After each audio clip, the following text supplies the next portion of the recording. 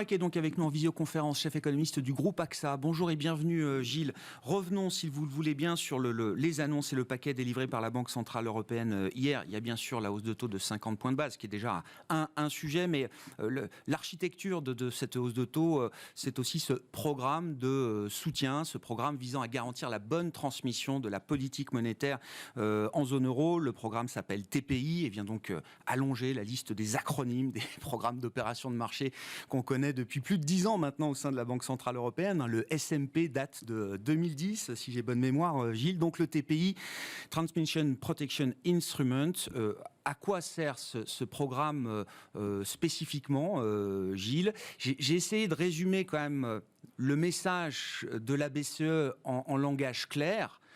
Il y a bien sûr un cadre d'intervention indicatif, très vague, qui permet de dire à la BCE, à la fin de la journée, on fera ce qu'on veut, quand on veut. Ça ne me paraît pas être une mauvaise interprétation, ou un mauvais résumé, au sens où il y a des conditions d'éligibilité pour bénéficier de ce programme, qui sera déclenché si la BCE juge que le pays fait face à un durcissement des conditions financières qu'elle jugera injustifié par rapport aux conditions macroéconomiques. C'est la vraie question, on y reviendra. Elle ne me paraît pas réglée par la communication qu'on a eue hier. Ces critères d'éligibilité, ils sont conformes aux attentes. Il ne faudra pas un nouveau contrat entre l'État membre et la BCE. Ça, c'est une grande différence par rapport au programme OMT, par exemple. Simplement, il faudra que l'État respecte les contraintes du semestre européen en matière de surveillance budgétaire. Il faudra que l'État respecte les conditions d'octroi des transferts et des prêts dans le cadre du pacte de nouvelle génération. Et il faudra aussi que l'État corresponde à des critères de soutenabilité de la dette publique. Bon, ça, c'était sans doute attendu, mais la BCE prend bien soin de dire que sa décision reste souveraine. C'est-à-dire que ce sont des conditions cumulatives, mais le choix, le jugement sera entièrement du fait de la BCE. Ce qui revient à la question suivante, quel est effectivement le critère de déclenchement? Et c'est un peu ça qui laisse les commentateurs sur leur faim, d'où votre point sur la BCE fera un peu ce qu'elle veut, parce qu'on achoppe toujours sur cette question. Qu'est-ce qu'un écartement des spreads, qu'est-ce qu'un durcissement des conditions financières que la BCE jugera injustifié? Et la question à laquelle Christine Lagarde n'a pas répondu hier, sans surprise, j'allais dire, mais qui est revenue mais plusieurs fois, les journalistes italiens en particulier ont tout essayé, c'est de dire, est-ce que un durcissement des conditions financières, un écartement des spreads qui serait déterminé par une crise politique, ce qui est le cas aujourd'hui en Italie, est-ce que cela pourrait déclencher le TPI? Absence de réponse de Christine Lagarde. Moi, mon impression, c'est que a priori, ça ne pourrait pas déclencher un soutien du TPI, parce que là, il s'agirait d'un écartement des spreads un peu voulu, ou en tout cas dont la source est entièrement nationale, qui ne tient pas à son origine du marché lui-même, ce qui laisse l'Italie dans une situation assez inconfortable aujourd'hui, et qui laisse tous les commentateurs, encore une fois, sur leur faim. Quel est le seuil de déclenchement? Personne n'en sait rien. Alors il était sans doute normal que la BCE conserve évidemment un pouvoir de discrétionnaire en la matière, mais ce pouvoir discrétionnaire aujourd'hui, il apparaît quand même extrêmement large. Sur l'Italie, quand elle a été interrogée, Christine Lagarde, elle a fait référence à un moment au programme OMT, justement, Gilles, en expliquant, selon sa lecture, que ce programme avait été designé pour faire face alors ce qu'on appelait à l'époque le risque de redénomination, c'est-à-dire le risque de voir les marchés pousser un pays de la zone euro en dehors de la zone. Je ne sais pas, est-ce que c'était une manière de dire qu'effectivement le risque politique italien aujourd'hui est un risque auto-infligé d'une certaine manière pour lequel la BCE n'a pas de légitimité à intervenir? Je pense que c'est le message sous-jacent. Ouais. Je pense que si on voulait résumer le degré de protection dont on dispose aujourd'hui avec le TPI, je dirais que s'il y avait contagion à d'autres pays que l'Italie, et que d'autres pays périphériques se retrouveraient sous pression, non pas à cause de leur développement politique, non pas à cause de raisons endogènes à, je ne sais pas, à l'Espagne ou au Portugal, mais simplement parce que le marché déciderait de les mettre dans le même paquet avec l'Italie, le fameux paquet périphérique, eh bien là, sans doute oui, le TPI serait déclenché pour protéger ces pays de la contagion, mais l'Italie elle-même ressortirait d'un autre type de traitement qui est le traitement OMT. Et l'intérêt du traitement OMT, surtout du point de vue des faucons de la BCE, c'est que là, pour le coup, il faut un contrat spécifique entre l'État membre et la BCE. Il ne peut y avoir déclenchement de l'OMT qu'à la demande de l'État membre et il doit y avoir établissement d'une conditionnalité spécifique. C'est-à-dire que là, on ne prend plus simplement le respect du cadre de surveillance budgétaire normal de l'Union européenne, on ne prend plus simplement les fameux milestones, les critères de bonne mise en œuvre du pacte de nouvelle génération, on demanderait un contrat spécifique. Ce qui permettrait bien évidemment à ce moment-là de demander à quelques majorités politiques, que ce soit en Italie à ce moment-là, de s'engager sur des réformes structurelles, de s'engager sur une austérité budgétaire. Et c'est sans doute effectivement le message sous-jacent. Le message à Rome, aujourd'hui, en tout cas le message d'hier à Rome, c'est « Désolé, mais là vous êtes un peu tout seul. Si vous partez dans une situation très compliquée, s'il y a effectivement un risque de redénomination, si le marché vous attaque trop fort, vous avez toujours cette option de l'OMT, mais ça vous coûtera cher politiquement. Il faudra vous engager sur des réformes, il faudra vous engager sur une forme d'austérité budgétaire. Je crois que le message sous-jacent à Rome est incomparablement plus puissant que ce qu'on pouvait imaginer. Est-ce que ça a vocation à rester un outil technique, de liquidité presque conjoncturelle, voilà, qui viendra remplir, comme je le disais depuis 10 ans, la boîte à outils de la BCE, ou est-ce qu'il y a l'idée que ça puisse devenir un outil peut-être plus fondamental pour le bon fonctionnement, garantissant le bon fonctionnement de la zone monétaire, en l'absence, alors évidemment, de tout ce dont on rêve, la finalisation parfaite de l'union politique, notamment, Gilles. Christine Lagarde l'a dit elle-même, elle espère ne jamais avoir à l'utiliser. Ouais. C'est-à-dire que c'est vraiment une arme de dernier ressort. C'est important d'avoir cette arme de dernier ressort dans le système.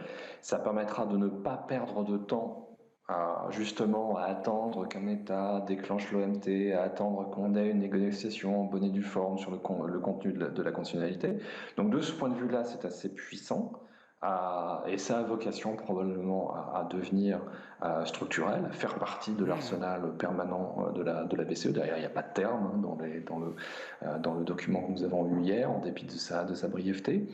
En revanche, est-ce que ça apporte une réponse à la question d'aujourd'hui, à savoir comment fait-on avec l'Italie? Non. Bon, et donc on peut imaginer que le marché testera cet instrument peut-être sur la question italienne, qui est la question politique du moment, en tout cas en Europe, Gilles. Pourquoi est-ce que c'est grave que la BCE ait fait 50 points de base et non pas 25, comme elle s'était engagée à le faire? Je sais que chez les ECB Watchers comme vous, c'est quelque chose qui gratte, qui chatouille, Gilles. Alors que chez les gens de marché que j'ai autour de la table, dans cette émission, le sentiment est plutôt de dire « Ouf !» Enfin, la BCE prend la mesure de la situation et arrête de se voiler la face. Alors, je ne sais pas si c'est grave, mais en tout cas, c'est sérieux. C'est pas quelque chose qu'on peut traiter par-dessus la jambe, cette question de ne pas avoir fait en juillet ce qu'on avait dit qu'on ferait au mois de juin. C'est toute la question de la forward guidance. Et d'ailleurs, la BCE maintenant est cohérente avec elle-même, puisqu'elle n'a pas respecté sa propre forward guidance qui ne datait que du mois de juin. Elle a décidé d'en finir une bonne fois pour toutes, ou en tout cas pour ce cycle-là, avec la forward guidance. Elle nous dit aujourd'hui, chaque comité, nous serons libres, nous prendrons les décisions qui seront nécessaires, qui seront appropriées, que nous jugerons appropriées en fonction des circonstances macroéconomiques. Bon tact, ok. Mais ne pas faire ce qu'on a dit qu'on ferait, c'est un coût permanent pour la crédibilité de la Banque centrale. Il faut pas s'en cacher. Ça veut dire que sa parole sera quand même mise en doute dans le futur, lorsque nous aurons d'autres moments où la forward guidance sera rebranchée. Alors on peut peut-être essayer de trouver des solutions sémantiques. La forward guidance du mois de juin, c'était de dire que la hausse des taux de 25 points de base au mois de juillet était une intention. Donc, on peut penser qu'une forme plus robuste de forward guidance, ce serait de dire dans le futur, si on l'utilise de nouveau, de ne pas dire une intention, mais de dire un engagement, we commit to, au lieu de dire we intend. Ça peut être une solution. Mais il restera toujours l'ombre d'un doute. Et un point qui m'a un peu chiffonné pendant la conférence de presse, c'est que dans les justifications qui ont été apportées par Christine Lagarde à ce changement, il y en avait deux principaux. Un, c'était le fait que l'inflation qui est sortie depuis lors, depuis la réunion du mois de juin, est sortie plus forte. Et donc là, la BCE s'est sentie obligée d'agir plus fortement. Ouais. OK. La deuxième raison, c'était de dire, oui, et maintenant nous avons le TPI, donc nous pouvons en fait prendre le risque de taper plus fort pour aller vite. Mais au mois de juin, la BCE nous a déjà dit qu'elle travaillait sur un instrument de lutte contre la fragmentation. On savait que cet instrument allait être révélé au mois de juillet. C'est pas une surprise, c'est pas un élément nouveau. Donc là-dessus, j'ai trouvé ça un tout petit peu curieux comme argumentation. Voilà, c'est pas la fin du monde, c'est pas le monde ne tourne pas autour de ce que pensent les CB Watchers qui sont aujourd'hui un peu déçus, un peu désorientés. Mais attention pour les fois suivantes. Il n'y a pas de coût à court terme de cette affaire-là.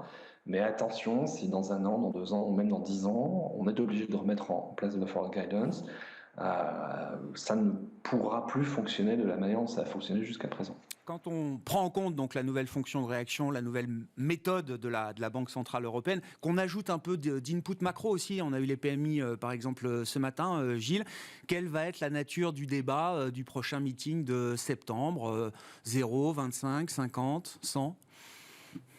Ça peut difficilement être 0 parce qu'il y a quand même un élément de forward guidance qui est que la BCE nous dit qu'elle cherche à continuer la phase de normalisation de sa politique monétaire, que des hausses de taux seront appropriées, qu'on va de toute manière vers des taux dits neutres, même si dans la même phrase, Christine Lagarde a dit « Personnellement, je ne sais pas quel est le niveau des taux neutres », ce qui n'offre pas de perspective extraordinairement claire, mais voilà, on sait qu'on va vers des hausses de taux, donc 0, ça me paraît très curieux.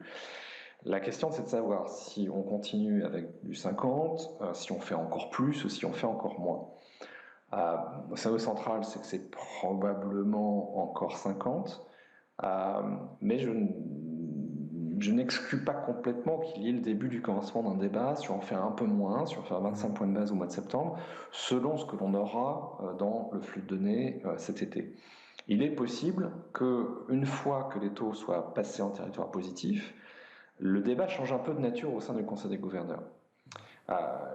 Il y avait au sein du Conseil des gouverneurs un certain nombre de gens qui sont habituellement plutôt des colombes, qui nous ont toujours dit qu'ils étaient un peu inconfortables avec les taux négatifs, parce que c'est très compliqué à communiquer au public, parce qu'en plus ça peut avoir des effets contre-productifs sur la transmission de la politique monétaire, parce que c'est pas une très bonne affaire pour la distribution de crédit par les banques. Donc voilà, tant qu'on était en territoire négatif, vous aviez pas mal de colombes qui étaient en fait assez d'accord pour aller assez vite sur la normalisation. Une fois qu'on est en territoire positif, le débat change un peu de nature. Donc, premier point. Deuxième point, ce qui se passe sur la conjoncture. Le PMI qui est sorti ce matin est quand même mauvais. Et même si la BCE est probablement aujourd'hui dans une posture un peu à la Saint-Thomas, c'est-à-dire qu'ils ne croiront à la décélération de l'inflation que lorsqu'ils l'auront vraiment vu dans les chiffres et probablement plus que simplement un mois.